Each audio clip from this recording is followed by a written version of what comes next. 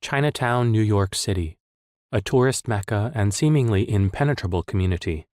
Behind the cheap trinkets and souvenirs, there's a feeling of a deep undercurrent, of an entire world beneath the shiny surface.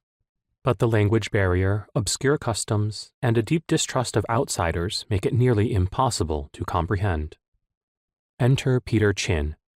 He was an immigrant in a poor and struggling family from Hong Kong. A natural leader, his life might have been different, but for one thing, his violent and abusive father. His father's temper was so explosive that Chin was afraid to even cough in his presence. Unable to protect his mother and sisters, or himself, Chin fled to the streets as a mere 13-year-old. With just $5 in his pocket and no food, he learned to survive and thrive according to the rough code of Chinatown's underworld. It is through his vivid memories of his life on the streets that we learn about Chinatown's criminal underside.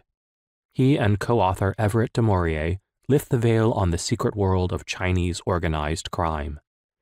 From the colorful nicknames, like Applehead, Mongo, and Stinky Bug, to the secret rituals, like the gangster induction ceremony, it is a rare opportunity to understand its inner workings and reach.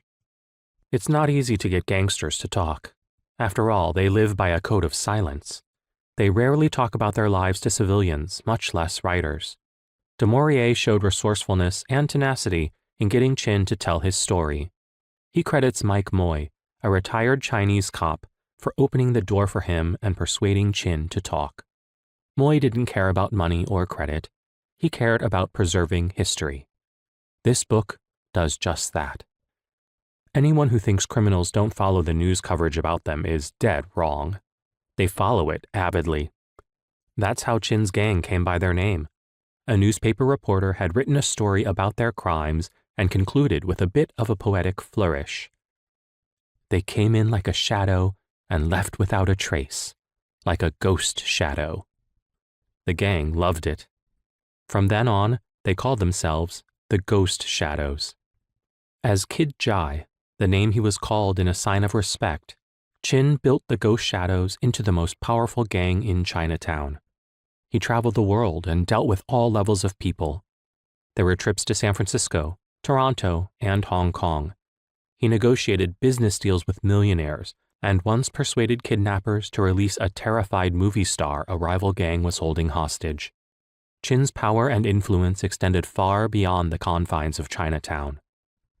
At one point, he had the opportunity to get more involved in the highly lucrative world of entertainment.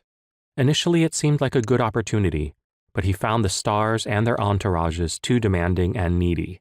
He couldn't take it. He got out of that. His experience illustrates a truism of organized crime. It's everywhere. It's not just in the gambling dens or internet sex trafficking. It's in the so-called legitimate businesses of society. Gangsters know that's where the real money is.